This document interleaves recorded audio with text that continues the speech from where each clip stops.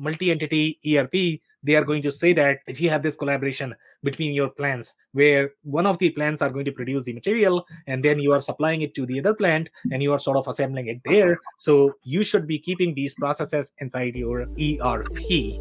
Okay, so now where are you going to keep these processes? It could depend upon your business processes as well as design. Growing a business requires a holistic approach that extends beyond sales and marketing. This approach needs alignment among people, processes, and technologies.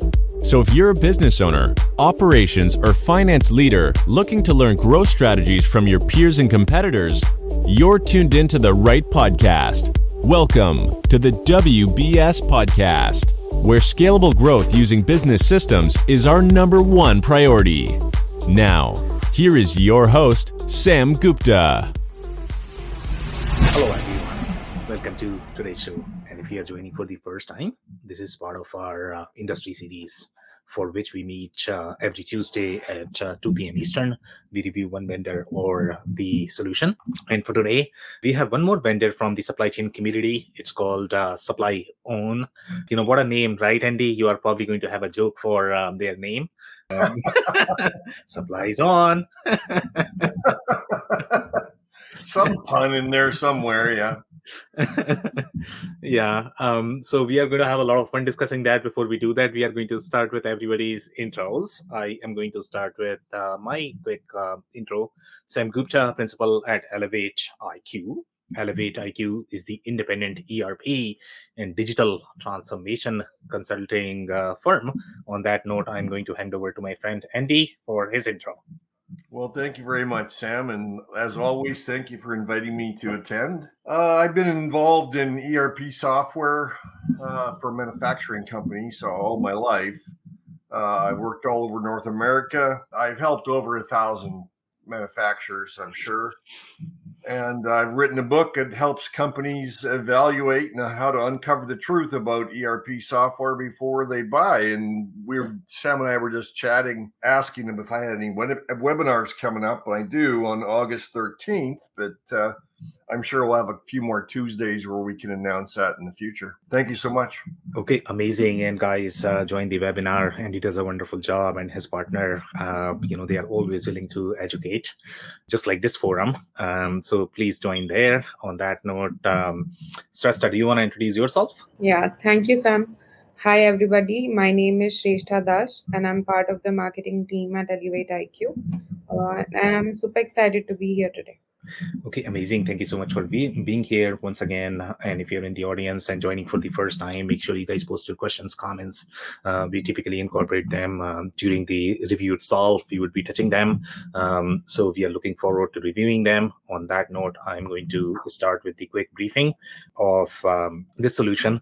So I will start with the generalized briefing in terms of the supply chain solutions. I think we have reviewed a lot of them, and the Shrestha, you have been part of a lot of them as well now. So overarching theme from the supply chain perspective is always going to be that, okay, you have the supply chain suite, you have the ERP suite, we have covered analytics suite, sometimes this touches your engineering suite as well. And I would say the fifth is probably going to be manufacturing suite, depending upon the industry that you might be targeting. Now, every single vendor takes very different approach in terms of how they are trying to position themselves. Sometimes they could be all over the place, but these suites is probably one way of looking at which particular processes or the data sets that you sort of want to consolidate, want them to be part of one suite, as opposed to sort of doing the best of breed architecture. If you are doing best of breed, you are not going to have as much traceability consolidation in your processes. So from the supply chain lenses perspective, here we are looking at three different perspectives. Number one is going to be your planning. Number two is execution. And number three is going to be network. And when you are looking at SupplyOn, they have very interesting mix, I would say. In my mind, I would compare them to maybe SAP Ariba strategy. They are sort of in between SAP Ariba and SAP IBP. They have a little bit of planning component. They have network as well. But the most interesting part that they have is that they have P2P network as well. Now, whenever we discuss network, in our mind, it was always like, okay, you are looking at the entire value chain. You are not looking at this only from the P2P perspective, and P2P in this case would be procure to pay, which is a totally different network. You have many different systems out there that specialize in the P2P workflows. As part of P2P, you are going to have a little marketplace that you are trying to position internally. Generally, that is going to be relevant for slightly bigger companies where you can source these newer vendors through the marketplace. You can post your RFPs. You can work with your existing vendors. Through that, you are sort of trying to simplify your P2P processes. In general, when you look at P2P, the supply chain suites don't necessarily cater to P2P processes. You are going to have different systems, and that's why if you look at companies like or private equity firms that are trying to consolidate all of these companies and systems, they are working very, very, very closely with companies like Coupa, and that's why they had acquired Coupa. So Coupa, Anaplan, QAD, all of these companies are sort of trying to work together because P2P is going to be a very different play than your supply chain suite play. So these guys are sort of all over the place, I would say, in terms of their positioning, but I don't know where you would put in, P2P versus the whole supply chain suite. So if you look at the supply chain suite, the majority of them, they don't necessarily capture the P2P workflows as part of supply chain suite. So that's why these guys are slightly unique, even though their network is not going to be as strong as what you are going to find with the likes of E2 Open, etc. So here again, their overall positioning is going to be that supply chain suite, but just the planning component, I would say, they have a little network plus P2P. These guys are going to be slightly more involved in the automotive as well as the aerospace, and you are going to see some of the compliance framework and the communities that they are involved with. And these are going to be driven by geopolitical issues because in some cases they might not be able to have access to the data, and you would need data to be able to enable these networks and the data sets that these guys are looking for the interoperability scenarios. And in general, when you're looking at the whole supply chain suite, especially when you're looking at the external supply chain globally, you need to exchange data with a lot of different countries, and that's where the politics get involved. Geopolitical issues get involved. So these guys are far deeper, I would say, in the automotive communities, aerospace communities. These industries are driving these trends so that they can get data, they can plan at the plant level, but the impact is going to be global just because they are collaborating with vendors internationally. Overall, when you look at some of the competing technologies, for the most part, I would say the biggest comparison for them is probably going to be Infor Nexus. Infor is very well penetrated in the automotive aerospace as well, and that's why this is probably going to be the right comparison. Even though I don't know if Infor like to sell themselves as more of the P2P play, they don't necessarily have the P2P offering. So that's where the differences are going to be. QAD, I would say, is very well penetrated into automotive. I'm not too sure if they have a lot of presence in the aerospace, but they definitely have a lot of presence in the automotive space. Very, very strong in automotive. Like you said, I'm not sure too much in aerospace, but very strong in automotive. Exactly. So they are going to be fairly comparable as well. In fact, if you look at the Dassault Systems, and this is the IQMS play, this is a French company, and they are owned by an aerospace company. So they have fairly strong offering, I would say, for the aerospace. So maybe the split between these two is going to be that QAD is automotive and Dassault IQMS is probably aerospace, but they are going to be fairly strong with these offerings as well. They all have supply chain suite, which is going to be fairly comparable with your SupplyOn. If you look at the logos that SupplyOn has acquired, they are going to be predominantly in the SAP ecosystem. I think this is a German company, so obviously they are going to have far tighter alignment with SAP. In general, you are going to see a lot more penetration in the SAP portfolio. So technically speaking, I mean, they are probably competing with SAP IBP. They are competing with SAP Ariba. In my mind, the way they are positioning is they are probably going to be slightly deeper in terms of the dataset network. SAP is going to say they own network as well, but their network is probably not going to be as strong, depending upon how you look at it, right? If you look at P2P network, SAP is probably going to be stronger. But if you look at just the value chain network, then probably Supply On is going to have slightly stronger presence there. The real competitors you are going to have are going to be from the supply chain suite perspective. So Logility is a very interesting comparison here. Logility is going to be real. They are going to have the real SNOP capabilities. They are not going to have P2P. They are probably not going to have network. E2 Open is going to have network, but that is slightly more enterprise play. The size is bigger, I would say. Again, I don't think they are going to have the P2P play in their portfolio. Blue Yonder, they don't necessarily have a network. In fact, a lot of these companies are collaborating with Supply On as well. We don't have the traceability right now in terms of who is partnering with whom, but we have reviewed all of these things that if you look at our review for Blue Yonder E2 Open, you will find traces that they had signed the partnership with Supply On, just because Supply On may have very Europe centric data that these companies might not have. So there's a lot of collaboration happening in general with supply chain platform, because everybody's going to have some fragment of data, subset of data that they are sitting on. And then if you want the complete traceability from the supply chain perspective, then you sort of need to work together. Kinaxis is going to be a real comparison as well. Kinaxis has a network. Their network is not as strong, but probably it's going to be stronger than your Supply On. In my mind, Kinaxis is not going to have P2P capabilities. They don't cater to that. Anaplan is going to be analytics suite, I would say. They are not necessarily into the network play. They don't necessarily have the supply chain suite. They are taking very different approach, overall of the analytics itself. So it's a very different suite. Relics is probably going to be comparable, but Relics is primarily in the retail space. So I would say there is a little segmentation with respect to industries. Relics is going to have some logos, but I don't think Relics is going to have these automotive aerospace centric capabilities. They are not as strong, with those spaces. Tools Group, I would say they have a little bit deeper manufacturing capabilities, if I remember correctly. From Is that right? I've not heard of that one before. Tools Group is a very mid-market solution. It's smaller, I would say. And Tools Group is also very well penetrated in the retail space.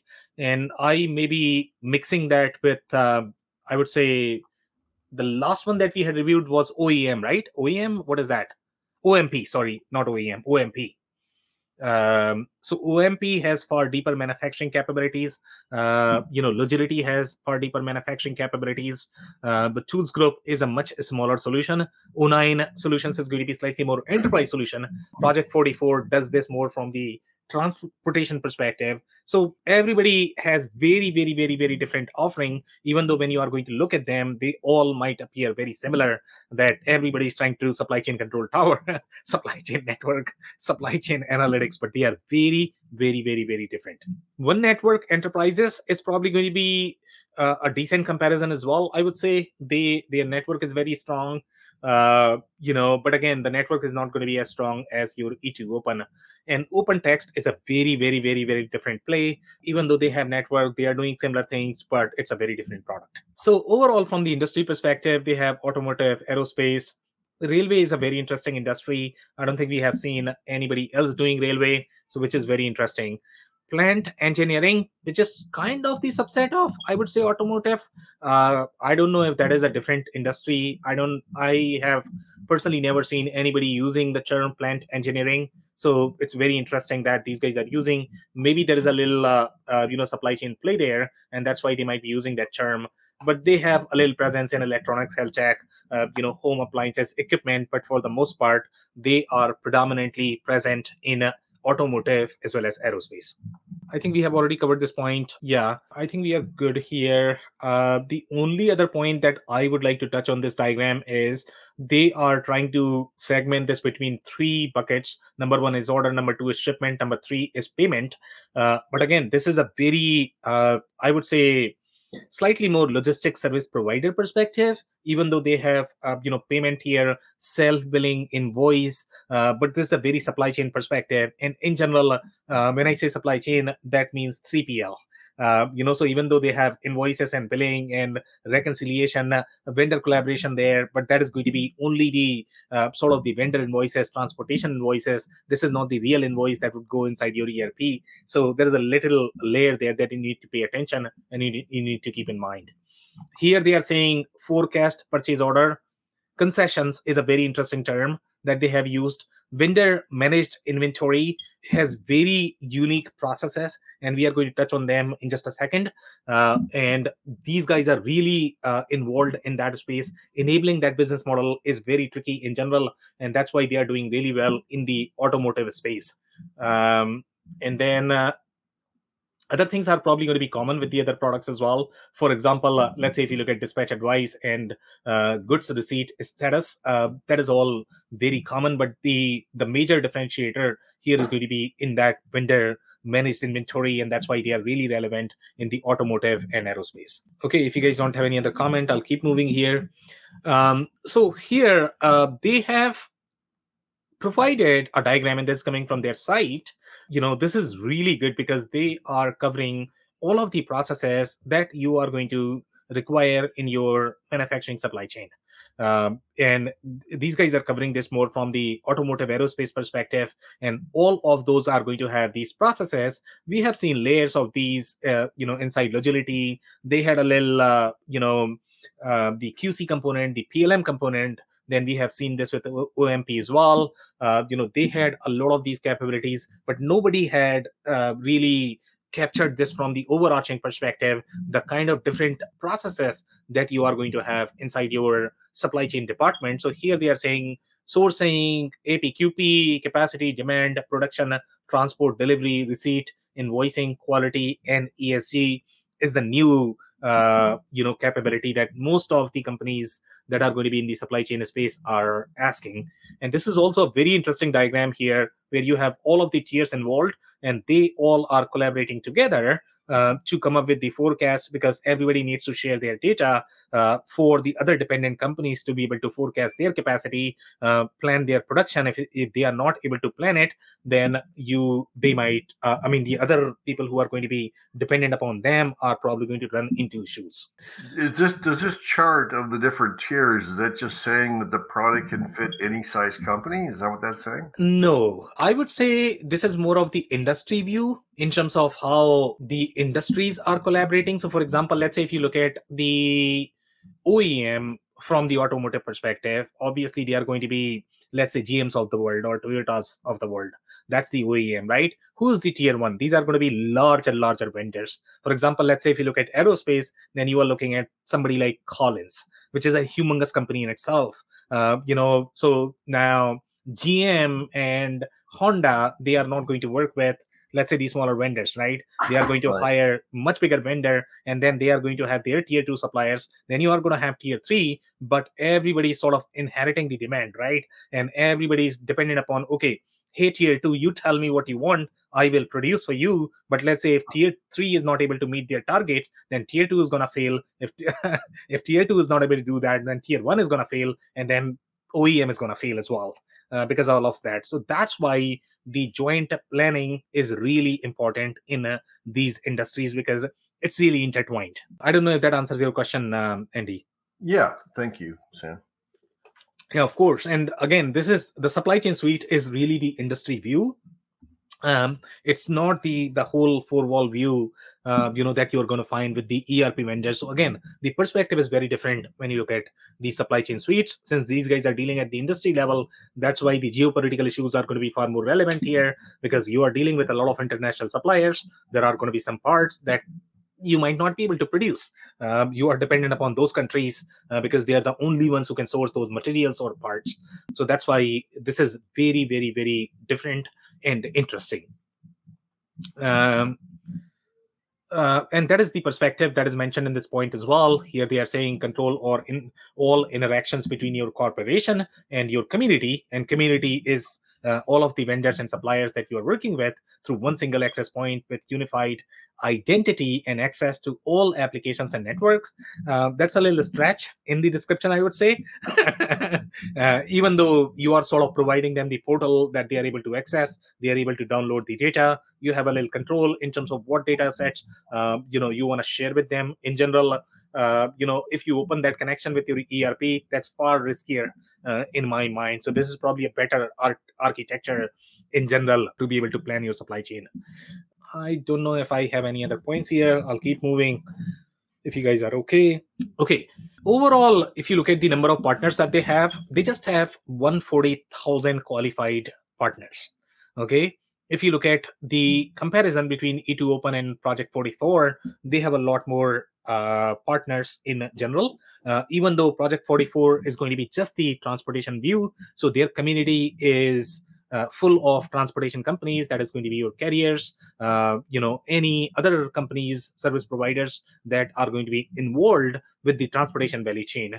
E2 Open is going to be slightly more comprehensive value chain, but even then, if you compare the number of partners, SupplyOn is going to be fairly lower, I would say, and they are going to be present probably in Europe. I don't know how strong they are in the North American market. They have used some more terms, but one more point that I want to make overall in terms of network is that the networks are also going to be concentrated per industry, since these guys are present in the automotive and aerospace. So they might have larger concentration of these partners inside your automotive and aerospace industries. So even though the total count is lower, that does not mean that they might not be strong in automotive aerospace. So pay attention to that when you are comparing. Okay, don't look at just the numbers and try to conclude that somebody is going to be better just because they have more partners. Try to assess, okay, what concentration that they have for automotive aerospace, because at the end of the day, you are looking for capabilities for your industry. If you're in the automotive aerospace, then most likely you are probably including these guys as part of your evaluation, and you only care for how many partner suppliers that they have for your industry. They have used one more term called just in sequence, okay, which is far more advanced capability than your JIT. A lot of companies don't even have that. Just in sequence is going to be far intertwined capability that in most cases you are probably going to see that inside automotive industry. So which is very interesting that these guys are able to do that. So obviously their capabilities are going to be far richer, in the automotive vertical. They have some of the features, for example, central identity, user management. It's slightly boilerplate, I would say, but they are looking at the whole industry view, and for that, they are talking about the central identity. They have the business partner profile, social messaging, which you are going to find with most platforms. So I don't know if that is the real differentiator. Then they have the supplier info portal, FAQ, customer specific content. You're going to have a lot of portals for suppliers. This is probably going to provide you the comprehensive view from the supply chain perspective. So if you are using just as this for your the supplier portal, then this could be a great fit. But sometimes you might have more portals that you need to expose, just because these guys or this solution may not have all of the data that you need to expose to your suppliers. So again, depending upon the design, depending upon the architecture, how you are structuring your processes, things might be different. Even though these guys are claiming that they have the supplier info portal, they are claiming that strongest industry network for manufacturing companies along all tiers. I would doubt that. They have used the word manufacturing. I would say they are probably really strong in automotive aerospace, but that's not everything in manufacturing. Manufacturing is far bigger. So they might have a strong network, I would say, in automotive aerospace, but I'm not too sure about the entire manufacturing. So it might be a little overstated here. They have global service provider network, LSP, customs, etc. So they have a little presence, with transportation, but I don't know how strong that is going to be either. Their main network is going to be concentrated towards the supplier value chain, P2P value chain, etc., not necessarily towards the transportation value chain. End-to-end collaboration, again, that's probably going to be very similar that you are going to see with either Infor or any other solutions that are doing very similar things. Obviously, it is designed for collaboration, so That's probably not unique with them, but that's how I would position the capabilities for these guys. Then they have a little supply chain risk component. I would say I don't know how strong they are going to be in supply chain risk management. If my recollection is right, then we could see a lot more capabilities from the supply chain risk management perspective with One Network Enterprise, because they were doing business in the industries where supply chain risk is going to be far more relevant. I don't know how much these industries are going to care. So again, depending upon the industry, which industry you might be part of, the processes might vary. And again, in some industries you might require very strong capabilities, other industries might require light capabilities. Again, they have used terms such as your GIT, GIS, VMI, as well as Kanban. A lot of solution providers are probably going to use those terms, but implementing GIT, GIS, as well as true sense of VMI, which is supposed to be the inventory owned by your vendors, and you are supplying that, right? So they need visibility in terms of what you are going to be consuming, when they should be supplying. So it requires far richer, I would say, architecture in enabling that process, even though very small solution providers might claim that, what, I have VMI as well. But here, if you have to do the joint planning, if they are sort of locking their cache and providing you that inventory, then they would require, okay, when do you want that inventory and how much you are going to be using. So obviously you need to communicate that. And that's why industries such as automotive, they are going to be fairly strong in these capabilities, and that's why Supply On is probably winning in those spaces. And this is a little description of the just in sequence process. So they are saying just in sequence supply chain is an advanced supply chain strategy that aligns closely with just in time, but adds the element of sequencing, which is again very, very, very sophisticated. And Andy, from your perspective, this is still going to be at the recommendation level. So even though these guys are talking about sequencing and scheduling, they are not necessarily doing this at the transaction level. This is probably going to feed into your ERP to be able to process your transactions, but this is where your planning is happening based on the exceptions. Exceptions are not being fed to your ERP directly. So again, that's the design that most of the bigger companies, OEMs, they are going to choose, so that you have centralized view of supply chain. I'll keep moving unless you guys have any comments here. Okay, so this is where you are going to see some of the industry frameworks that I don't think we have seen it anywhere. Okay, even though they all are going to claim that they are really strong in automotive, they're really strong in aerospace. Okay, but this is where the rubber meets the road. So here we are talking about Katina X, and this is a very industry framework, and this is the initiative where a lot of industries, governments, universities, they are collaborating together, developing these standards. And without these standards, you are not going to have the capabilities. So these guys are really deeply involved in that, and that's why they are really strong in the automotive, aerospace, etc. So here I'm going to read this a little bit.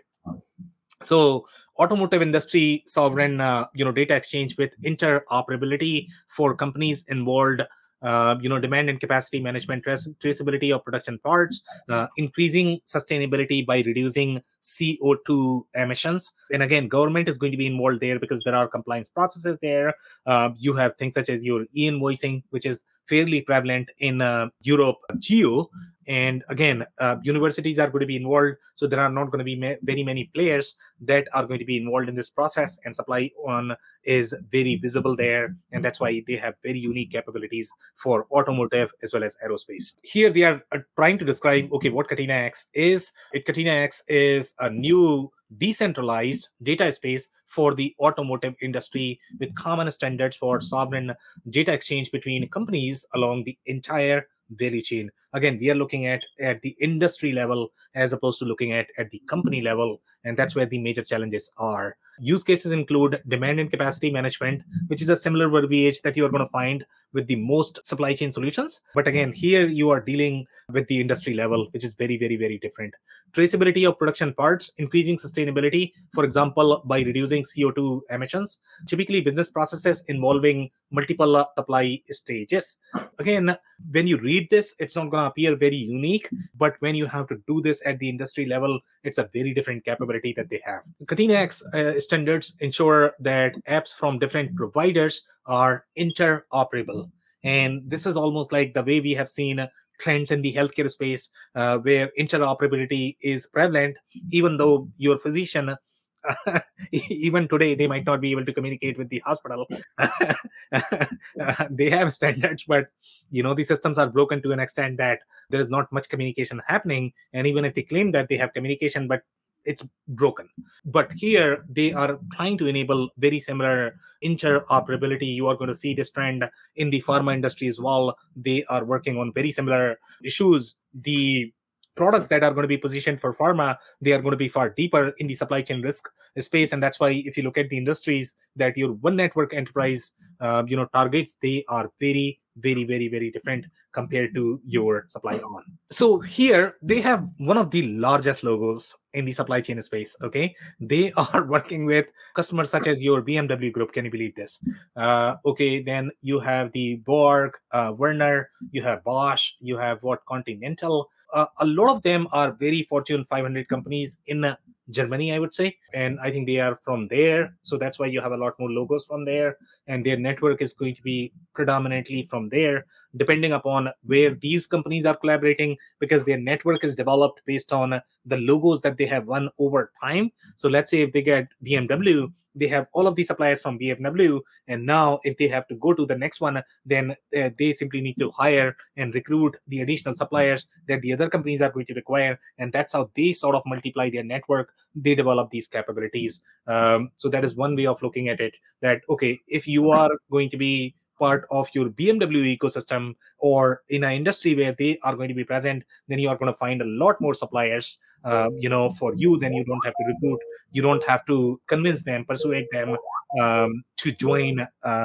your platform, which is generally a big issue in general with the adoption of these platforms for companies. Okay, I don't have anything else that I want to touch on here.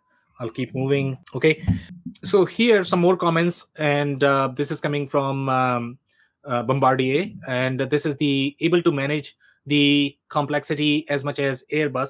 3,000 companies that supply 11 million aircraft parts every week. Can you believe this?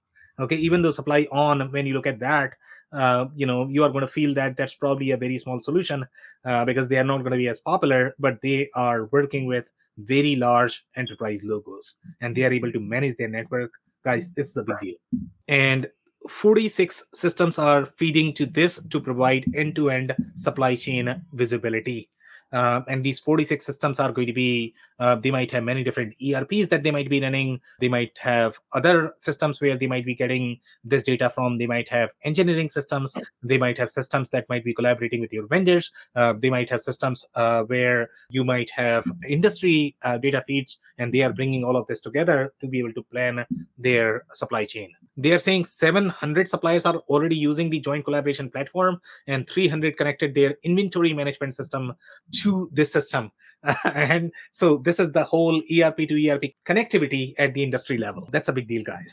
And again, you cannot connect your ERP because that's going to be a much bigger hole that you don't want to open for your suppliers. And that's why doing this, at the supply chain suite level is probably a better idea, better architecture, better design. So this is, they are working with Airbus, and this is the acquisition of Bombardier, and in countries such as your Germany, France, Spain, UK. And then with this acquisition, they got Canada as well to the list. They have roughly 1,700 employees, 250 teams in 10 locations, coordinate more than 3,000 companies that supply 11 million aircraft parts. That's a big deal, guys. 11 million sounds like a lot, but when you think about the size of the aerospace industry, I guess it's not that big. Yeah, I mean, this is probably the max that any system is going to see. I don't know if anybody is going to be bigger than this. Aircraft probably consumes the most parts ever. I don't know if any other, I don't know any bigger machine than an aircraft. Maybe satellite? I don't know. No, satellites are usually not that big these days. Exactly. Yeah. Small. Yeah. But yeah, I mean, equipment manufacturers of all different types. Some are going to be bigger, but most this is pretty good. Yeah. Okay, I don't have anything else here. I'll keep moving. Okay, so this is a very interesting slide as well. So here they are talking about some of the order confirmation ASN. So obviously your ASN is probably going to come to your supply chain suite. And again, there could be thin line there as well, whether you want your ASN to go to your WMS. Do you want your ASN to go to your supply chain suite, or do you want your ASN to go to your ERP?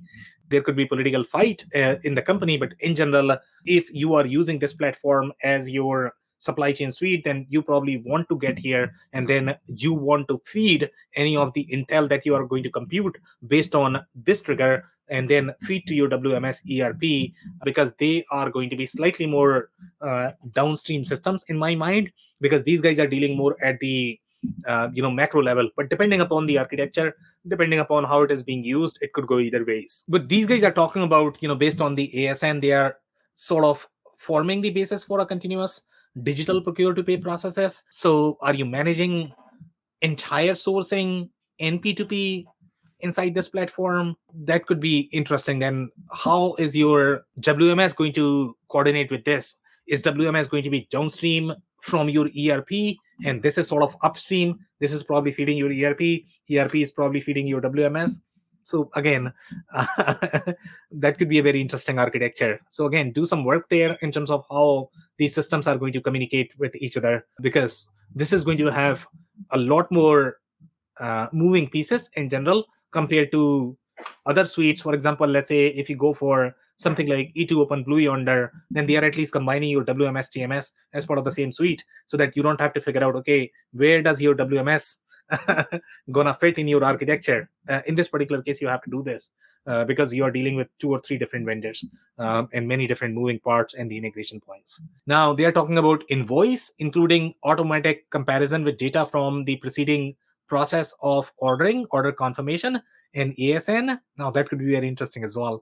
So are these vendor invoices? And now you are getting the vendor invoices inside your supply chain suite. Interesting. If you are doing that, then that's going to be a very disconnected state overall. You don't have the centralized state of your invoices, because your customer data is probably going to reside inside your ERP or somewhere, I don't know.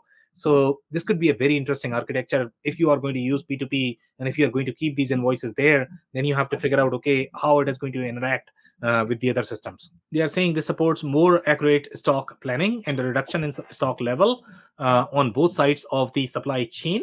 And that's probably the intent of any of the supply chain suites. So there is nothing new there. SBB is the company that we are reviewing right now, has connected 15 business partners from the passenger transportation division on the supplier side. Okay, this number will gradually rise to about 350. Among them, suppliers of, again, the number of suppliers that they are working with, they are on a lower side in my mind. So that's where, even though they might have enterprise logos, but I don't think they are working at the same scale that you are going to find with the E2 Opens of the world. They are doing a lot more P2P, which is very interesting, because I would see them as more of the supply chain suite player and the network, but they're really into that P2P processes. They are hitting hard there. This is also a very interesting slide. So here they are saying this particular company delivers materials just in time and just in sequence, JIT and JIS, to many of its customers around the world. So you have the customer view. And again, if you are going to have these processes, then your supply chain suite is probably going to play much bigger role, because you are very tightly coupled with your customers as well as with your suppliers. So if you have GIT, GIS processes, then probably supply chain suite is going to play much bigger role. They are saying exact planning of parts delivery is essential. Many of the materials are produced in Europe and then delivered for final assembly to ZF plants all over the world, which in turn are directly linked to the customer plans. Now, if you look at the processes here, this is what you are going to see from a lot of vendors. Okay, especially if they are selling multi-entity ERP, they are going to say that, what, if you have this collaboration between your plants, where one of the plants are going to produce the material and then you are supplying it to the other plant and you are sort of assembling it there, so you should be keeping these processes inside your ERP. Okay, so now where are you going to keep these processes? It could depend upon your business processes as well as design, but both of them are competing for the same functionality. In my mind, if you have to do GIS, then you would probably do it in this system. Because I don't think it's going to work inside ERP. You are not going to have all of those data sets. You will not have as tighter collaboration with your customers, vendors. In general, the data sets are going to be far tighter inside your ERP, even though this is working at the recommendation level. But you are going to be doing this here, doing the planning and finally send to your ERP. So both of them may have the state, I would say, of the data, but it's going to be a very tricky architecture, in general. Then they are saying consolidating the status information of individual freight forwarders, determining the material affected and reconciling it with existing supplies are time-consuming tasks for material coordinators. I would say I don't think they are as strong in the transportation data, even though they are claiming that they have a lot of freight forwarders, etc. But I don't think they are going to be as strong. That's where your Project 44 and the other company, which is that Forkite, right?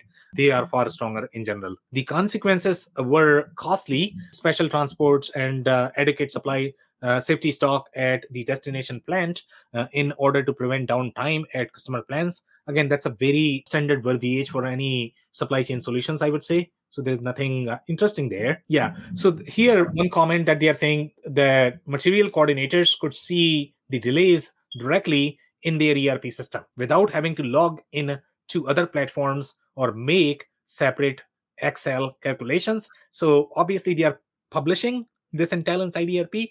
These guys are sort of getting this insight, but then ERP is being used for those transactions and to execute those transactions. So ERP has to be the execution system. This is not necessarily meant to be the execution system. So I think they are being clear there that this is meant to be just the recommendation, even though they are doing a lot more heavy lifting from the GIT, GIS planning perspective. Yeah, and again, this is a very interesting comment here. They are saying the solution was piloted at 5 plants in the first half of 2018. 6 more plants were added 3 months later, and about 2,400 containers, 26,000 event messages, and 27,000 ASNs were processed by the system in the first 15 months. So again, ASN is a very interesting functionality, and if you are bringing that inside your supply chain suite, then I don't know what you are going to bring to your ERP and what your WMS is going to get.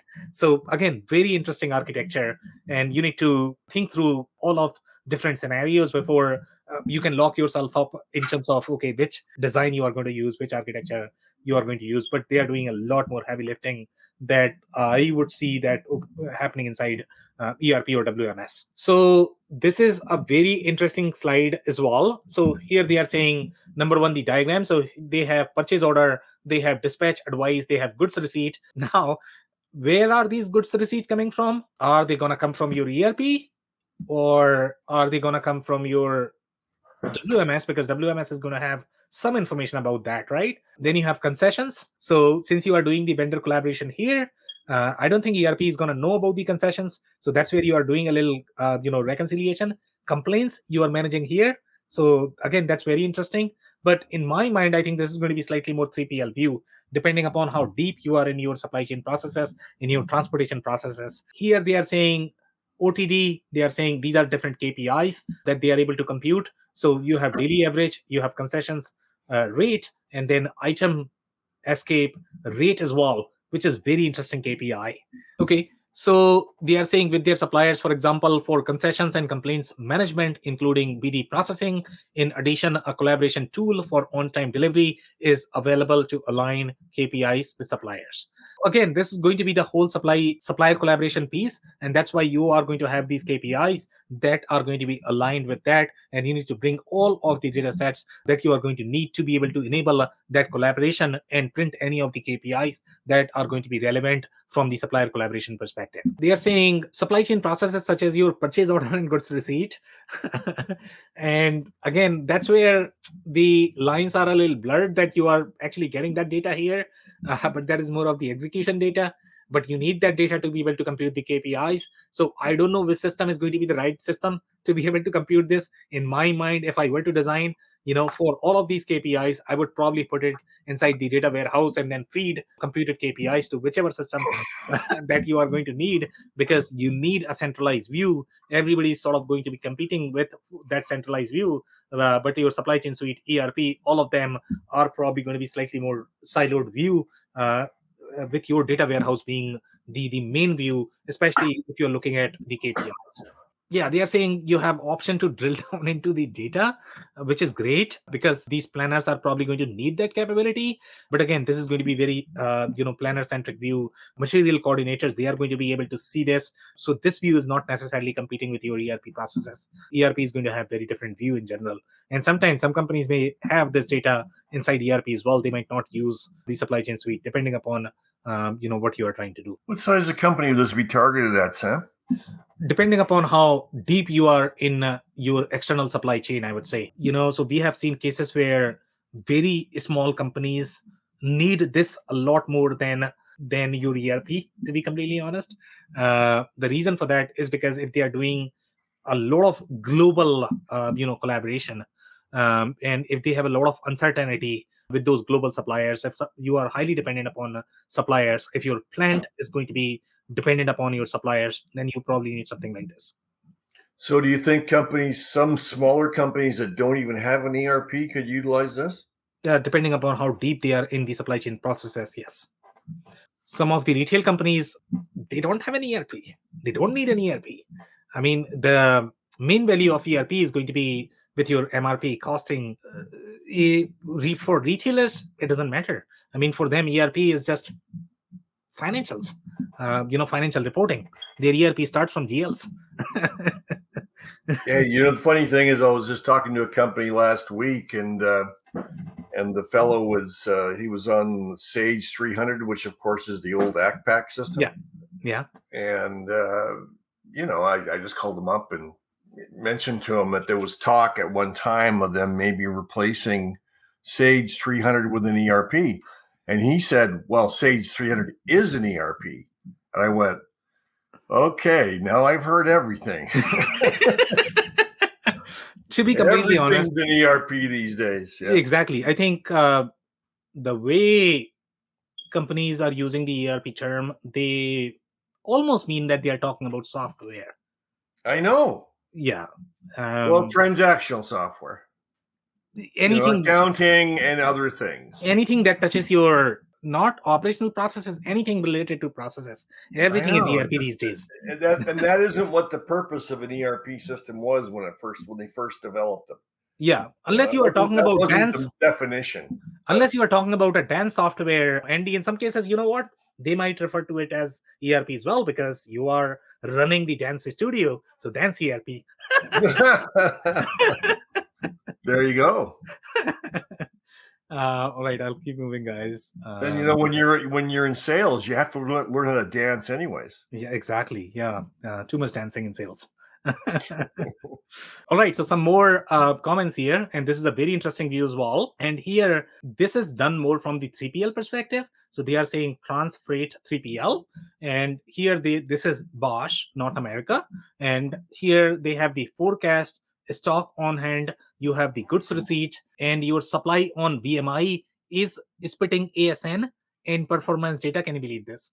Okay, supply on VMI is doing pull Kanban signal. They are doing ASN. They are doing ASN tracking. They are doing goods receipt. They are doing delivery performance. They are doing critical shortage report. Again, this is all going to be from the VMI perspective, I would say. Even though a lot of systems might use very similar terminology, but I don't think this is the complete state. They are doing daily pickup quantity, ASN packaging. Well, it almost sounds like it's competition to EDI transactions. Exactly. This is going to be a competition for EDI transaction. Exactly. So EDI is a very traditional way of, doing these things. When you are looking for slightly more interactive collaboration, where you sort of require the inputs, because you can probably replicate that using EDI messages as well. And even though, these guys may be using EDI underneath, but they are providing you a little web portal where you can see, you can interact, you can communicate. A little more real time. Exactly. But this is definitely, I mean, that's a great point, Andy. This is definitely slightly more EDI play, what the purpose that EDI would serve in the traditional architecture. Okay, so here they are talking about the VMI module can be configured to simulate a pull signal based on consumption. The Charleston supplier ships material in a just-in-time environment, coordinating requests from the plant and logistics carrier. The ability to move from weekly to daily shipments has reduced inventory levels to the point where no outside warehousing is required. Now, guys, that's a real value there. Okay, so number one, you are able to convert this into the daily shipments, but this is the same pitch that you are going to see with every single supply chain suite out there. That's what they are doing. But here now you are able to plan at the daily level, so you don't have to store it at the third party warehouse. So you are literally reducing your physical footprint. That is going to be a substantial cost in general. So guys, this is a big deal. This is a real, money saver here in terms of changing your business model, changing your processes. They are saying material is shipped directly to the manufacturing line. Can you believe this? Okay, so you are not getting into your warehouse, you are getting directly to your line. Shipped directly to point of use. Exactly. And by the way, you don't own that. Okay, the vendor is owning. So you have zero cash until you process it. Exactly. But look at the cost savings. Yeah, this is going to be all OEM centric processes where you are offloading all of this to your vendors. They are the ones who are carrying this load, but they need data to be able to help you there. And the vendors have to accommodate if they want the business. But you have to provide the infrastructure. You cannot count on your vendors, and that's why this is far more friendlier for OEMs, because they are providing the infrastructure. They are providing simple web portal where these smaller vendors can go and they can provide their data. And that's going to be part of your vendor qualification process when they are going to recruit them. But if you want business from GM, you have to play by their rules. All right, guys, so that's it for the presentation. I'm actually going to open up for the commentary. Andy, what do you have? I find it very, very interesting the fact that companies that may not be large enough or need an ERP system can still, it's kind of like a piece of the ERP system. Yeah, I would not say that, because this is external supply chain. This is at the industry level, so it's different, and that's why, the suites, they sort of overlap with each other, but they are not supposed to be the replacement. And that's why I like to think you need to think more from the enterprise architecture perspective. Once you look at that, then things will be simpler. That, okay, in your enterprise, okay, what kind of capabilities do you need? And then who is going to fulfill all of those? ERP is not supposed to do everything. Supply chain suite is not supposed to do everything. Everybody has to, play by their strengths. It's almost like you are trying to create a sport team and you have to bring all of the players. No one player can claim that they know everything or they can do everything. Unless their name is Messi. Exactly. And Messi is synonymous with ERP in the software world. Anything else, Andy? Any follow-ups? No, it was very interesting, Sam. Thank you. Okay, Shrestha, do you have anything? I found it very interesting, and it had some unique industry penetration as well, which we didn't see earlier. And I feel like businesses which are heavily dependent on suppliers could use this in a unique way. But again, they should always look out for what they want as their results. Yeah. Exactly. And I think wherever you are going to have JIT, VMI, and those are going to be automotive, aerospace. If you care for those business models, if you are OEM, you probably need this. Yeah. Unless you guys have any other comments, we can. No, thank you, Sam. All right, guys. So that's a wrap. If you joined for the first time, this was part of our industry series, for which we meet every Tuesday at 2 p.m. Eastern. So make sure you guys are going to be here next week. We are going to come back with another vendor or the solution. On that note, thanks everyone for tuning in today. Thank you, everyone. Thank you for listening to another episode of the WBS podcast. Be sure to subscribe on your favorite podcasting platform so you never miss an episode. For more information on growth strategies for SMBs using ERP and digital transformation, check out our community at WBS.rocks. We'll see you next time.